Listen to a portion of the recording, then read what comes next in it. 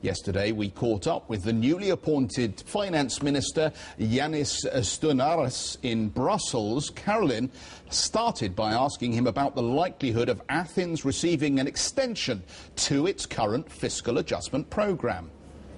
Everybody accepts privately that an extension is reasonable, but an extension has certain difficulties, which we should clarify with the Troika in the weeks to come. So we have indicated they are going to raise this issue, but of course no decision could be taken yesterday because there was no estimates of what this means for additional financing.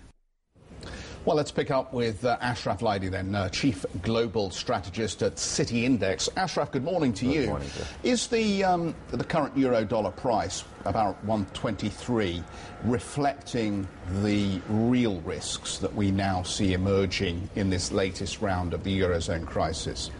Considering that it was around 129 or 130 a month ago, I think the fact that it is coming down to where it is right now, it is starting to reflect these risks. But then again, people may say, well, why aren't we at this much talked about 115, or why aren't we at the level where we were 2 years ago, which was as low as 117, when things right now appear to be much worse than they were back then in 2010. And I think that I'm sure there's going to be a lot of people talking about the negative aspects. I think looking at the positives is that 1 year ago, it was unthinkable for Spain or for the Greeks to get a 1-year extension to meet their targets.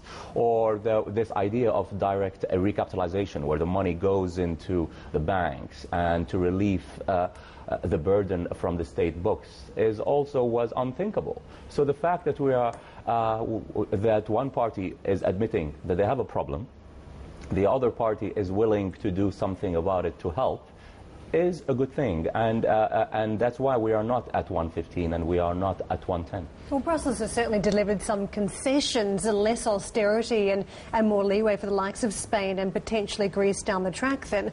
But we haven't exactly been given a growth plan, have we, which is what the markets were promised initially?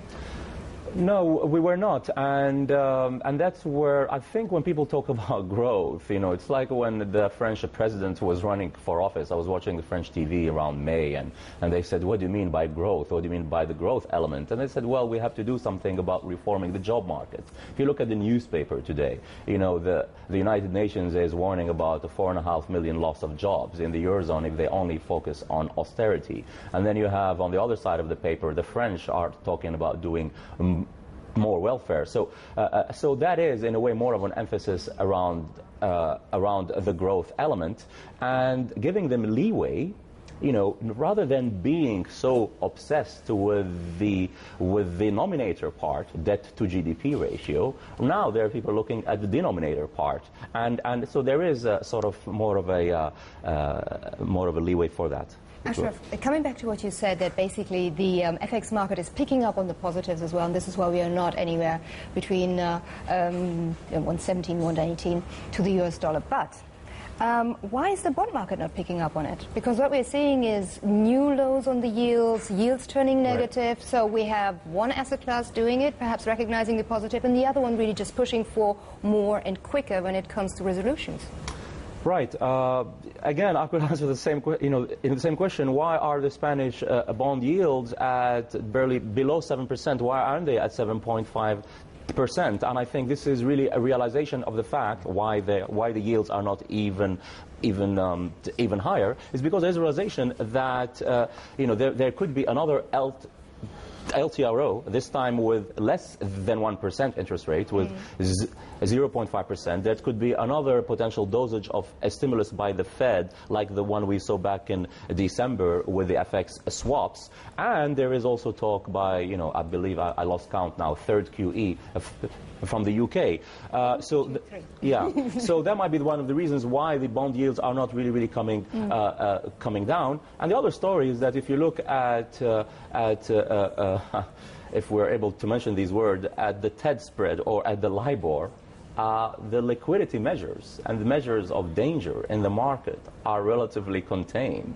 Is it because maybe somebody has asked someone to keep them low? No, maybe that talk was back in 2008. But the measures of fears, these metrics of fear that we are seeing are not as pronounced higher as they were in 2008 or even in summer 2010, because there is the realization of it that the central bank may going to have to step in. OK, Ashraf, back to the conversation in just a moment. Here, market watchers are hoping the latest FOMC minutes could provide clues about more quantitative easing.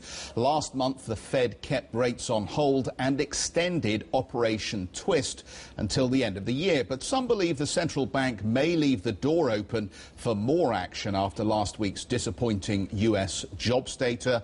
Ashraf, are they going to be disappointed? Surely, while Operation Twist is still working its way through, that kind of binds Bernanke's hands for doing anything more here, doesn't it? Absolutely, and the reason they did the Operation Twist until the end of the year is to basically buy time, for the Fed to show that the banks, we are doing something, and it's our form of a sterilized intervention. If the markets fall 5-7%, let's say, and while this Operation Twist is underway, then they will have to say, well, this is really a reflection of some of the nervousness out there, and then they may have to do something which may have been hinted at right before the Greek elections, when we had those rumors that the central banks were going to have a coordinated injection of FX swaps. So they may have to do that. If the Federal Reserve find itself being dragged into having to bring QE3 while Operation Twist is there, that means that will dilute the effectiveness, the meanings, the seriousness of these policies. What would happen a year from now when the BRICS are down, they're losing more of the growth and the US jobs are basically losing more? What would the Fed have to do? Yeah, Ashraf, I totally get that point. On the other hand, we already had QE1, QE2, $2.3 trillion being pumped into the economy, not really having an effect. In the meantime, the Fed's been twisting. Again, what we're seeing now also on a corporate level is really not filtering through. So does it really matter what time you place, what sort of instrument to add liquidity? Right now, it does not matter because there is no urgency. I mean, how do we decide what does not matter? We're looking at the S&P 500. It doesn't dare go down below 1290 or 1300. But if it does, and if it does on the realization that the central banks are going to pull the plug, then the central banks will have to be a force. But right now, we're not seeing these risk metrics popping as we have seen last year. Okay, back with Ashraf very shortly. So yes, I agree. It's more than priced in, probably. Also, I mean, when people say that the German economy is slowing, and I think probably in the next 3 to 6 months, you're going to see the ZEW survey, the IFO, employment, industrial production. If these continue to go from bad to worse, that would only be a good for bunds, we would assume, and for bond yields.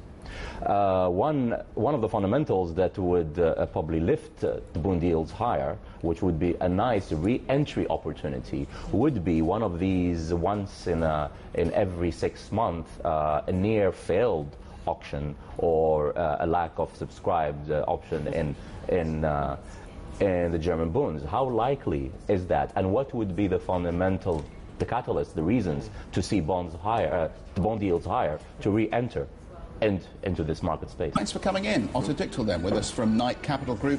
Ashraf, thank you for being here. Ashraf Laidi from City Index.